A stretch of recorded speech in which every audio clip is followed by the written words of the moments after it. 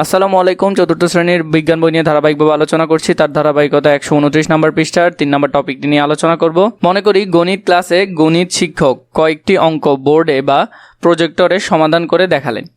গণিত শিক্ষক অঙ্কের যে সমাধান করলেন তা হচ্ছে আমাদের জন্য গুরুত্বপূর্ণ তথ্য।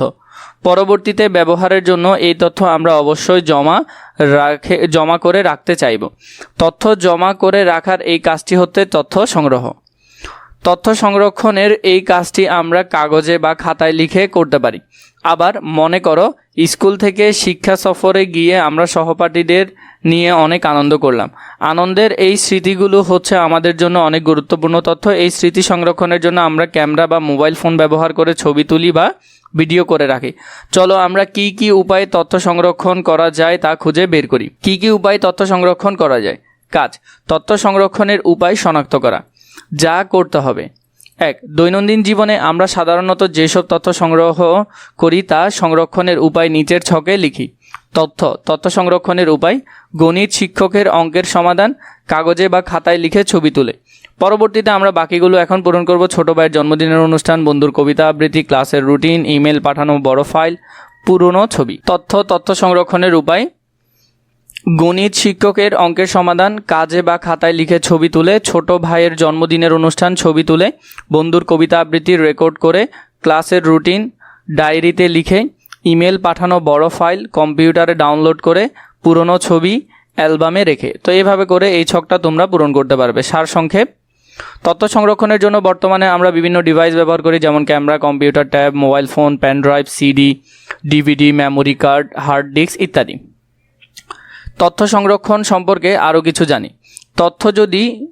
আমরা যদি তথ্য সংরক্ষণ না করি তবে পরে তা ভুলে যেতে পারি। তথ্য হারিয়ে যাওয়ার আশঙ্কা থাকে।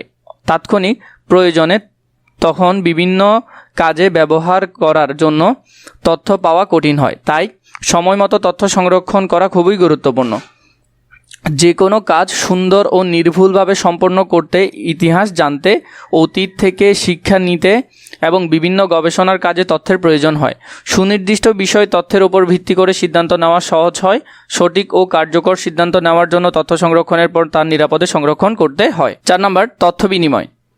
তথ্যের সঠিক ব্যবহার বলতে বোঝায় যথাযথভাবে তথ্য সংরক্ষণ, বিনিময় করা। ইতিমধ্যে আমরা তথ্য সংগ্রহ ও সংরক্ষণ সম্পর্কে জেনেছি। এই পাঠে আমরা তথ্য বিনিময় সম্পর্কে জানব। 2 বা ততোধিক ব্যক্তির মধ্যে তথ্য আদান প্রদানই হলো তথ্যের বিনিময়। তথ্য সঠিকভাবে বিনিময় করা খুবই গুরুত্বপূর্ণ। সঠিকভাবে তথ্য বিনিময় আমাদের নিরাপদে থাকতে, ভালোভাবে বাঁচতে এবং বিপদ থেকে রক্ষা পেতে সাহায্য করে। আমরা কোন প্রযুক্তি ব্যবহার করে তথ্য বিনিময় করে থাকি? কাজ: তথ্য বিনিময়ে ব্যবহৃত প্রযুক্তিসমূহ শনাক্ত করা। যা করতে হবে এখানের মধ্যে আমরা দেখছি অনেক কিছু জিনিস আছে, পেন ড্রাইভ আছে, মোবাইল আছে, তারপর এখান থেকে কবুতর। আমরা বিভিন্ন রকম মাধ্যম আগে ব্যবহার করতাম। উপরের চিত্রগুলো ভালোভাবে লক্ষ্য করি। 2 নম্বর, দৈনন্দিন জীবনে আমরা যেসব প্রযুক্তি ব্যবহার করে তথ্য বিনিময় করি সেগুলো নিচের ছকে দেওয়া হলো। তথ্য বিনিময় ব্যবহৃত প্রযুক্তি: 1 নম্বর চিঠি। বাকিগুলো আমরা এখন ধারাবাহিকভাবে লিখব। 1 নম্বরে লিখলাম চিঠি, 2 নম্বরে লিখলাম মোবাইল ফোন, 3 নম্বরে হলো টেলিফোন, 4 নম্বরে মেমোরি কার্ড, 5 নম্বরে হলো সিডি, 6 নম্বরে হলো পেন ড্রাইভ। তো এইভাবে করে এই অংশটা তোমরা সুন্দর করে এখানে লিখে ফেলতে পারবে। সারসংক্ষেপ: তথ্য বিনিময় বলতে তথ্য আদান প্রদানকে বোঝায়। তথ্য বিনিময় হচ্ছে একটি প্রক্রিয়া যার মাধ্যমে আত্মীয় স্বজন, বন্ধুবান্ধব ও অন্যান্য মানুষের সাথে তথ্য আদান প্রদান করা হয়। আধুনিক যুগে তথ্য বিনিময়ের জন্য আমরা প্রযুক্তি ও ডিভাইস ব্যবহার করি। তথ্য বিনিময় সম্পর্কে আরও কিছু জানি।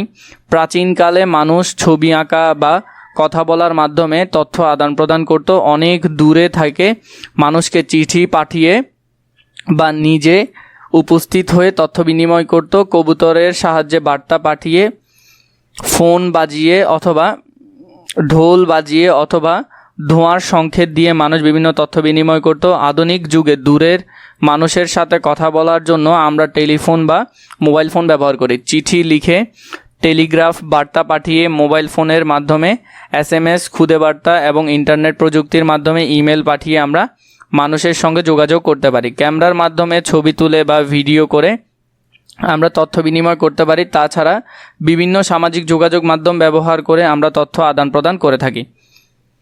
তথ্য সঠিকভাবে বিনিময় করা খুবই গুরুত্বপূর্ণ। আমাদের ব্যক্তিগত, সামাজিক, রাষ্ট্রীয় জীবনে তথ্য বিনিময় গুরুত্ব অপরিসীম। দেশে আগামী বছর ডেঙ্গুর জ্বর প্রকোপ বাড়তে পারে। এই তথ্যটি বিভিন্ন মাধ্যমে প্রচার হলে মানুষ আগেই ডেঙ্গুর বিস্তার সম্পর্কে সচেতন হবে। এর প্রতিরোধমূলক ব্যবস্থা গ্রহণের ফলে ডেঙ্গুতে আক্রান্ত হওয়ার ঝুঁকি কমে যাবে। শিক্ষা ব্যবস্থার উন্নতির জন্য শিক্ষক, ছাত্রছাত্রী ও সংশ্লিষ্ট সবার মধ্যে তথ্য যোগাযোগের প্রয়োজনীয়তা রয়েছে। কৃষকের চাষাবাদ, শ্রমিক, কলকারখানার কাজ, ডাক্তারের রোগব্যাধি ও চিকিৎসা ইত্যাদি নানা রকম কাজের জন্য তথ্য বিনিময়ের প্রয়োজনীয়তা রয়েছে।